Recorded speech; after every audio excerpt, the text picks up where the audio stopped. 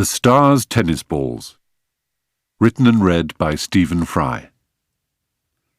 We are merely the stars' tennis balls, struck and banded which way please them. John Webster, The Duchess of Malfi, Act 5, Scene 3. 1. Set-up. It all began sometime in the last century, in an age when lovers wrote letters to each other sealed up in envelopes. Sometimes they used coloured inks to show their love, or they perfumed their writing paper with scent.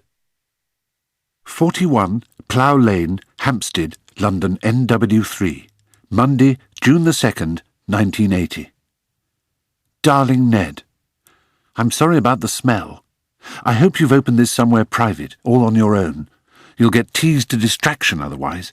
It's called Rive Gauche, so I'm feeling like Simone de Beauvoir, and I hope you're feeling like Jean-Paul Sartre. Actually, I hope you aren't, because I think he was pretty horrid to her. I'm writing this upstairs after a row with Pete and Hilary. Ha ha ha, Pete and Hilary, Pete and Hilary, Pete and Hilary. You hate it when I call them that, don't you? I love you so much. If you saw my diary, you'd die. I wrote a whole 2 pages this morning. I drew up a list of everything that's wonderful and glorious about you, and one day, when we're together forever, I might let you look at it, and you'll die again. I wrote that you're old-fashioned. 1. The first time we met, you stood up when I entered the room, which was sweet, but it was the Hard Rock Cafe, and I was coming out of the kitchen to take your order. 2. Every time I refer to my mum and dad as Peter and Hilary, you go pink and tighten your lips. 3. When you first talked to Pete and...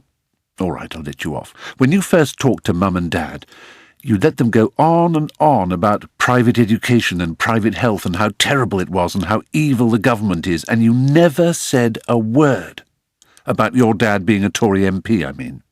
You talked beautifully about the weather and incomprehensibly about cricket, but you never let on.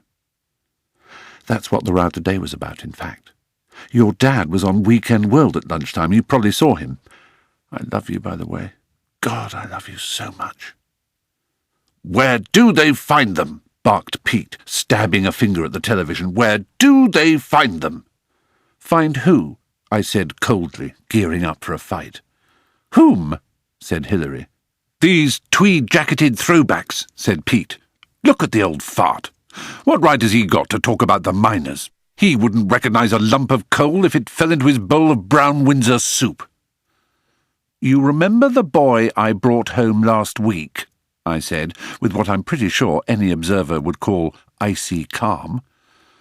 Job security, he says, Peter yelled at the screen. When have you ever had to worry about job security, Mr. Eton, Oxford and the Guards? Then he turned to me. What boy? When? He always does that when you ask him a question, says something else first, completely off the subject, and then answers your question with one, or more, of his own. Drives me mad. So do you, darling Neddy, but mad with deepest love. If you were to say to my father, Pete, what year was the Battle of Hastings? He'd say, they're cutting back on unemployment benefit. In real terms, it's gone down by 5% in just 2 years. 5%! Bastards! Hastings? Why do you want to know? Why Hastings? Hastings was nothing but a clash between warlords and robber barons. The only battle worth knowing about is the battle between... And he'd be off. He knows it drives me mad. I think it probably drives Hilary mad, too. Anyway, I persevered. The boy I brought home, I said. His name was Ned. You remember him perfectly well. It was his half-term. He came into the Hard Rock 2 weeks ago. The Sloane Ranger in the cricket jumper? What about him? He's not a Sloane Ranger. Looked like one to me. Didn't he look like a Sloane Ranger to you, Hills? He was certainly very polite, Hilary said. Exactly. Pete returned to the bloody TV where there was a shot of your dad trying to address a group of Yorkshire miners, which I have to admit was quite funny. Look at that. First time the old fascist has ever been north of Watford in his life, I guarantee you. Except when he's passing through on his way to Scotland to murder grouse. Unbelievable. Unbelievable. Never mind Watford, when did you last go north of Hampstead? I said. Well, shouted, which was fair, I think, because he was driving me mad, and he can be such a hypocrite sometimes. Hilary went all, "Don't you talk to your father like that-ish," and then got back to her article. She's doing a new column now for Spare Rib, and gets ratty very easily.